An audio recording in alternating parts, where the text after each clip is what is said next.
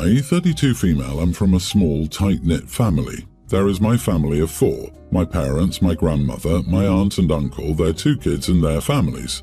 We all live in the same area and will do whatever we can to help each other. My cousin Derek, 28 male, tragically passed away a year and a half ago from an intoxicated driver. He left behind his wife Monica, 27, and 4 kids, all under 8. It was devastating and Monica completely shut down. We all understood and started caring for her and the kids. This included me no longer charging her rent. They lived in a house I own next door to me, helping prepare meals, taking care of the kids, helping with appointments, schoolwork, shopping, etc. I can't tell you how many times I was her shoulder to cry on. She let me put the kids in therapy but refused to go herself. On to the now issue. As I said, it's been a year and a half and she's still completely shut down. She doesn't work or cook or clean, and I've been raising the kids along with my 2. This isn't sustainable. The kids miss her. They lost their mom the day they lost their dad. I sat her down the other night and tried to be empathetic towards her, but nothing was getting through. She just kept crying and saying she couldn't do it without Derek.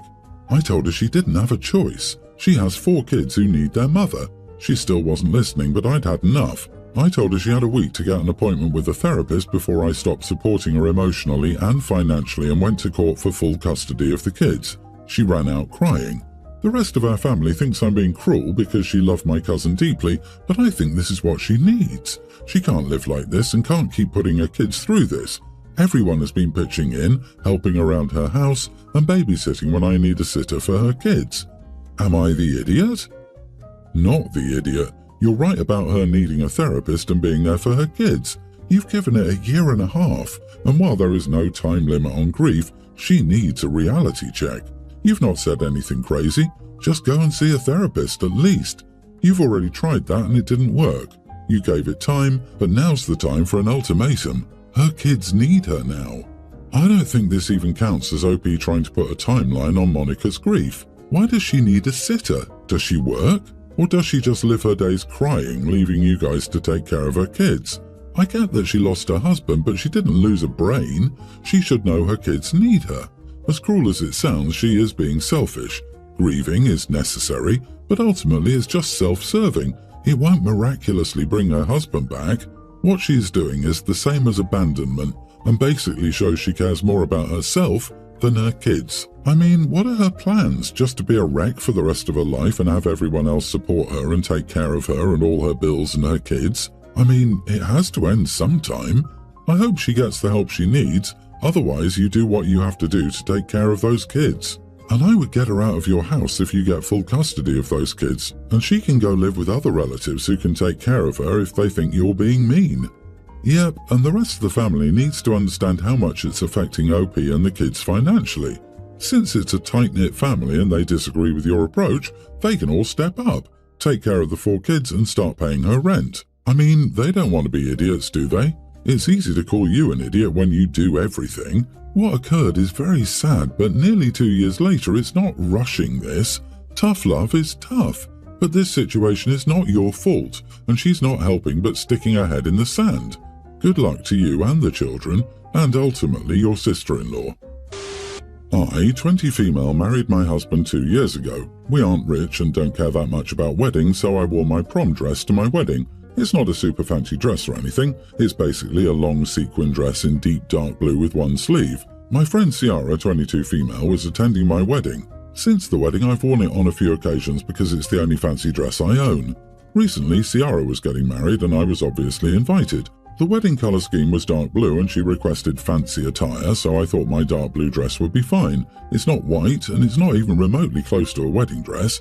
Also, I didn't feel like wasting money on another fancy dress I would never wear again, especially since we aren't rich. So I showed up at her wedding in my dark blue sequin dress. It wasn't standing out or anything. Most of the guests were wearing even fancier dresses. However, when Ciara saw me, she lost it. She yelled at me in front of all the guests, in front of her husband and my husband, saying that what I did was horrible and that no one shows up at a wedding in a wedding dress. I tried to reason with her, saying that the dress wasn't a wedding dress, it was the only fancy piece of clothing I owned. I wore it on multiple occasions before and after my wedding.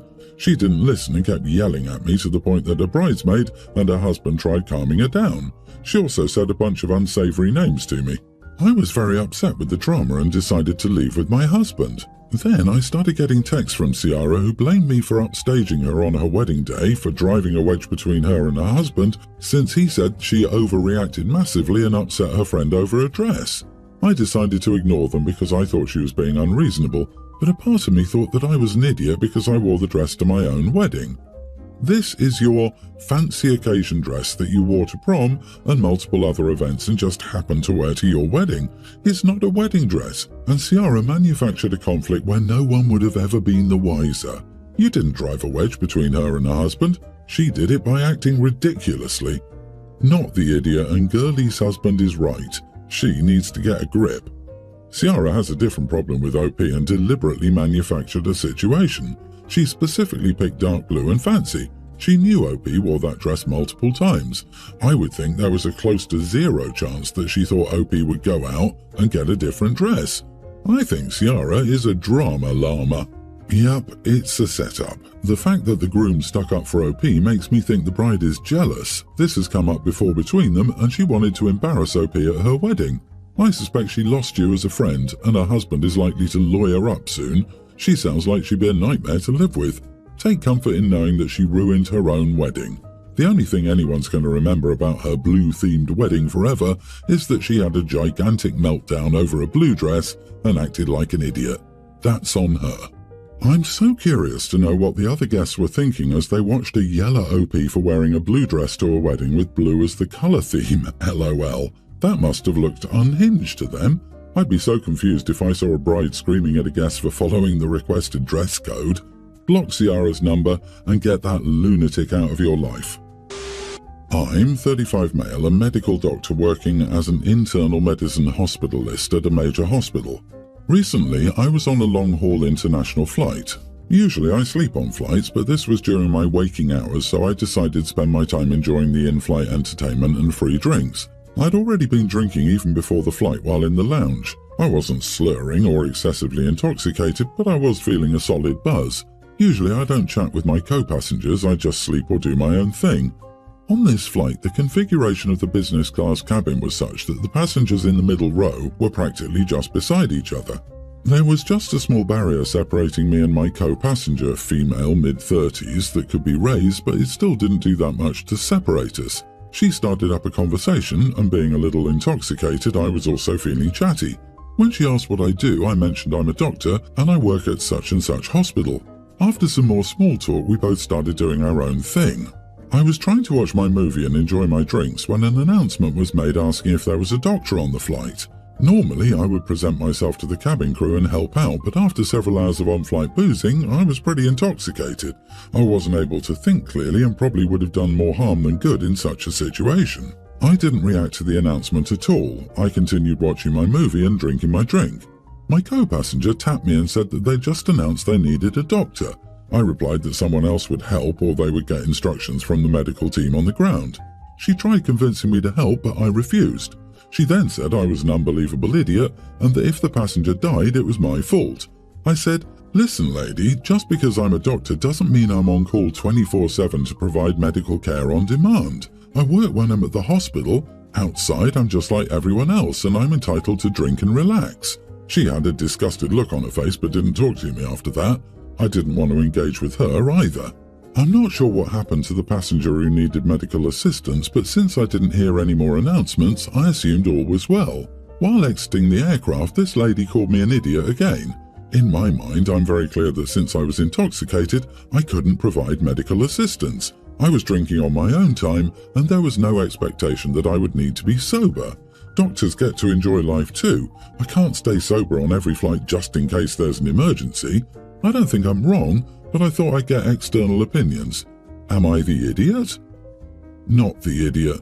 The crew would not have used you in your capacity as a doctor as you were intoxicated. By law, they cannot, as you are well aware. They would have gotten assistance from another sober doctor on board and the ground medical team. Your fellow passenger is an idiot for saying those things to you. Hopefully, after the flight, she learned that it couldn't have helped because you were drinking. You are the idiot for your unnecessarily rude attitude. A simple, "I'm too intoxicated" would have sufficed. Why did you not just tell your co-passenger that? How you describe it, you appeared not to want to help, which comes across as cold and callous. In her situation, I would have thought you a huge idiot and you really did nothing to let you know you weren't. Disagree. I don't get why OP would owe anyone an explanation for not intervening. It's as if people expect healthcare workers to respond to every emergency in their daily lives. They're regular people too. You could have done more damage by being intoxicated and trying to play the hero than just keeping quiet. You were right not to volunteer. I'm a female teen and my birthday is in 3 days. I was a twin. My brother died hours after birth. He was 5 minutes older than me. I was told my mother went into a deep depression, but with help got better over time. I've watched videos of my birthdays from 1 to 6 years old, and I started sharing my birthday with my brother on my first birthday. There's always that 5 minutes of remembrance in honor of him, and instead of having one candle on my cake, there will be an extra or extras for him. For example, if I was 1 year old, there would be one for him, or if I was 2, they would add another 2, and so on. As a kid, I didn't really understand or mind because I got to blow out extra candles. When I was 8, I did question it, and they told me it was in remembrance of my brother since we shared the same birthday. This carried on until my last birthday, when I didn't get to celebrate because I ended up in the hospital. My grandpa showed up at the hospital while I was recovering with a gift and wished me and only me a happy birthday. After he left, I realized that I loved that he only acknowledged me. I realized I didn't want to keep sharing my birthday with my brother, but then I felt guilty. I did try to speak to my parents about me. It was just me celebrating my birthday this year, but I was brushed off. Now we come to what happened 4 days ago. My grandpa, who's the official cake maker in my family, asked what type of cake I wanted. I told him and added firmly that I only wanted the number of candles for me. My parents were in the next room, and they immediately came in demanding to know what I was doing. I should have known that the other candles were for my brother, and I ended up crying and told them that he wasn't even here and I was. I can't remember everything that was said, but there was a lot of shouting between my parents and me, and Grandpa and I were told that I was selfish and needed to stop being self-centered. Grandpa left with me. I've been at his house since the big fight. I've been crying a lot and Grandpa has been here for me, but I feel so guilty and need to ask, am I the idiot? Oh honey, no, not the idiot. You are not the one who's being selfish here. Your parents absolutely are, and this is not healthy. Your parents need to find another way to grieve their lost child. Your birthday should be your celebration, not their occasion to memorialize their grief. They need to be able to celebrate you, their living child, and find another way to memorialize your brother in a different way. Yes, my friends lost one of their twins at birth. The living child gets a normal birthday celebration. Mom and Dad blow out a candle on a cupcake for the child they lost at night after they put their little one to bed. I hope OP quotes this. They can celebrate OP and do what they feel they need to mourn their loss, but it does not need to be at the same time. What will they do at your graduation? Your wedding? They need therapy, and I'm glad your grandfather has given you a safe space. The parents need a wake-up call because this behavior is going to lead to both of their twins being dead to them. One physically, one no contact by choice. This happened last week, but I still feel very weird about it. I, 40 male, have a teen daughter, Lucy, who has a friend, Brit, teen female. Brit has been friends with Lucy for years and has been to our house countless times, but recently she's been starting to act out in different ways. She used to be such a nice girl, but she can be quite sarcastic and mean these days. We recently got a new carpet in our house, and my wife made a rule that no one can wear shoes in the house. Brit came over last week, and as she was coming in, I asked her to take off her shoes. She answered by saying, "Why, do you have a thing for feet or something?" Which I just thought was a bizarre and inappropriate response. And also, I don't, but even if I did, what would that have to do with anything? I said no, it's just that we got this new carpet and we didn't want it to get dirty. I thought I heard her say your dad is so weird as they were going up the stairs. Later, when they came down for some food, Brit was wearing some bright pink socks that I assume were Lucy's, as she wasn't wearing any socks when she went upstairs. They caught my eye and she saw me glance down at them and she said to Lucy, "See, I knew I should cover them up." Which, to be fair, Lucy replied something like, "Oh crap up, Brit, stop being dramatic." Anyway, I was feeling uncomfortable, so I just said, "Brit, please can you go home now?" She just laughed and said I'm going soon anyway, and I said, "No, I want you to leave now, please." She got her stuff and left. After that, Lucy was mad at me. She said that Brit was only joking and I completely overreacted. My wife also said that she disagreed with the way I handled it. It all just felt off to me, though. I don't know if I should just laugh it off or not. Brit's kind of rude to everyone these days. She called my other daughter, 18, a pick-me girl a few weeks ago. I had to Google what it meant. Not the idiot. You asked her to leave politely after she made inappropriate comments to you in your own home. It would be mean if you forbid her from coming over again, but the comments were uncomfortable to you. Don't take them to heart either. She's 16 and probably trying to show off in front of your daughter for whatever reason.